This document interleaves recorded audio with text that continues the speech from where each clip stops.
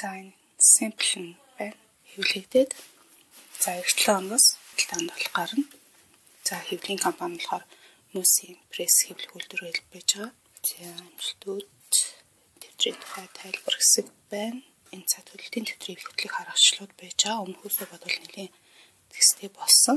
Зүгээр нэг олон юм биш нэг гэдгийн зүйлүүдийг бол бичсэн байж байгаа. За мэдээж энэ амжилтууд 5 дээр нэмэх нь гэж очоос нийт 6 үзүүлэлтүүд бол байж байгаа. Тэгээ энэ болгоноосоо бодож байгаа. Тэгээд 2020 онд суурэ тавиад ингээд урагшлаад одоо өөрсдийнхөө зорилготой хүрнэ гэсэн төсөөллийг буулгасан зэрэг байгаа. За энэ 2020 оны календар хамгийн ихэнд орж ирнэ. Алсын хараа өөрийнхөө алсынхаа харааг зурах уу, бичих үү энэ болохоор хүний өөрийнхөө сонголтын асуудал. За тэгээд 2020 оныхаа хараагаа болохоор энэ чинээсээ буулгаад бүрөө зурган байдлаар, өгөн байдлаар зөвлөж болно. 5 дээр нэмэх нь I буюу үнцний суурь талбарууд дээр үнэлэлт бол өгөх ёстой. Тэгээд энэ үнэлэлтийнхаа дагуу бичээд хийх ёстой юмудаа бичээд тэгээд энэ жилдээ хийх боломжтой гэж утсан зүйлсүүдийг бас буулгах ёстой. За энэ оныхоо шин зорилгоудаа буулгах хэрэгтэй. Энэ зорилгоо хүрээнд хийх зорилтуудаа бас ингэ бодоод буулгаад тавил бас зүгээр. Ер нь бол их олон зорилго бол байгаагүй. Нэг онд байхад 8-аас 10 зорилго байхад 10 зорилго байхад бол хангалттай гэж үздэг. Тэгэхээр энэ болохоор нэг 8 зорилгоор тавьсан байгаа. За хэрэг хүсвэл энд бас нэмэлтээр зохицуулаад бас бичих бүрэн боломжтой. За энд нэг нэмэх зүйл байнга хийгдэг ажил төрлүүд, үйл явцын бүртгэл бичиглүүдийг бол ингэж оруулж өгсөн байж байгаа. За тэгэхээр энд болохоор юу нь болохоор сарын утгууд 1 сар гээд 2, 3, 4, 12 сар хүртэл явна. За тэгээ энэ 2020 он бол 29 хоногтой. За тэгээ энэ дээр нь болохоор болны эрүүл мэндийн хувьд болохоор одоо чингийнхаа үзүүлэлтийг эмэгтэйчдийн хувьд болохоор бас бичих юмнууд маш их байдаг. За тэгээ дээрэс нь одоо мөнгө санхүүгийнхаа тооцооллуудыг эсвэл өөрийнхөө ахуйн хэрэгцээний байрны төлбөр, сарын төлбөр гэх мэт иймэрхүү зүйлүүдийг бичиж тэмдэглэх бүрэн боломжтой. Тухайн хүний өөрийн зорилгот нь бол нийцсэн зүйлүүд бол байж байгаа. Энэ болохоор мөн энэтэй бол адилхан гэхдээ сарын үйлчлэлтэй заримдаа сард 1-2 удаа ч 3-4 удаа гэх тийм үйлчлэлтэй бас үйл ажиллагааны туршлагуудыг эсвэл дээрэс нь мониторинг хийгээд ингээд хянаад явж байгаа шаардлагатай юм зүйл бас байх хэрэгцээтэй юм зүйлүүд ихээр гарч ирдэг. Тэгэхээр энд нь болохоор тэрний хаа нэрийг бичээд ингээд тэгээ тэрийг болохоор ингээд тухай үед нь болохоор ингээд хянаад имрүүлээр нь хийж болно. Хангалттай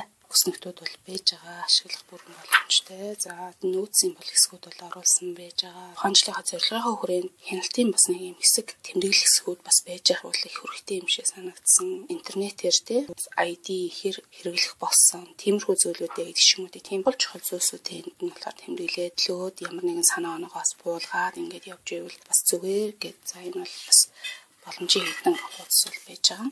За энэ чинээс эхлээд за одоо сарынхаа төлөлтөнд бол орно. 1 сар гэдэг сар шинэ он эхэллээ 2020 он гэж шиг сарын юм байгаа. Энийг болохоор хүмүүс өөрсдөө хэрхэн яаж гоёлох тэр стич одоо янз бүрийн наалт байвал тэрийг баяр бол амралтын өдрүүдийг бол бүгдийг нь бол буулгацсан байж байгаа. Тэмдэглэлт өдрүүдээ сайхан буулгаад мөн энэ сарынхаа зураглыг ямархуу байдлаар төлөвлөж ин тэрийг болохоор бас буулгадаг ч юм уу. Тиймэрхүү байдлаар бас хэрэгжилж болно. За энд нь бол хангалттай хэмжээний тэмдэглэл нэмэлт юмнууд хийх зайтай байгаа. За тэгээд энэ сарынхаа хүрээнд бас хийх зорилт тавиад 1-2 зорилтоо тавиад бас энийг ингээд тэмдэглэл хөтлөх шаардлагатай бол тэмдэглэлээ хөтлөөд ингээд байгаа. За тэгэхээр сар болгоны юм урьдчилсан юмуд бол орж ирсэн байж байгаа. За мөн дээрээс нь болохоор энэ тухайн цаанаас орж ирсэн юм нөөцүүд байна. За тэгээ одоо нөгөө өмнөх үедээ адилхан 7 хоног болгоны хэсгүүд бол орж ирж байгаа. За тэгтээ энд нь болохоор 7 хоногор бол буултууд орж ирсэн байж байгаа. Хугацаа нь болохоор өглөөний 8 цагаас оройны 6 цагийн хооронд буусан. За тэгээд ингээд нэлийн бол зайтай хангалттай зүйлүүд байж байгаа. За хавсан сайн болохоор арай нэг өөр байдлаар. За ихэвчлэн оройны болон өглөөний цагуудыг орхисон нь болохоор ер нь их давтагдах юмсан санагдсан. Зарим усуд өглөөд л нэг тогтмол нэг зуршилтай байх гэдэг ч юм уу те орой ч гэсэн мөн тийм байдаг.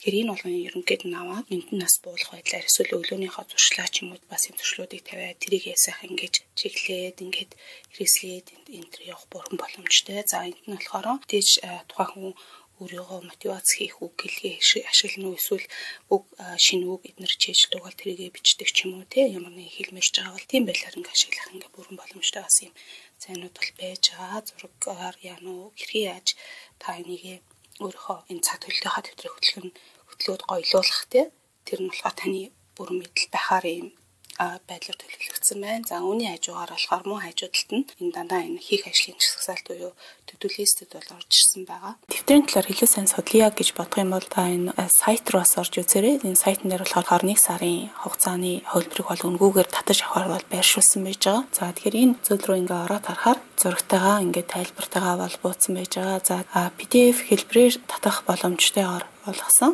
За та ингээд ороод даунлоод хийгээд авч болно. За хэрэглээд хэвлж хэрэглээд туршаад үзэж болох юм. Энэ жилийнхэн төлөлтийн эхний хэсэг бол оруулсан байж байгаа. Эхний одоо энэ 2020 оны 1 сарын өгөгдлүүдийг бол бүгдийг энэ сайтн дээр бол өгсөн байж байгаа шүү. За тэгээ та өөрсдөө сонирхоод үзээрэй.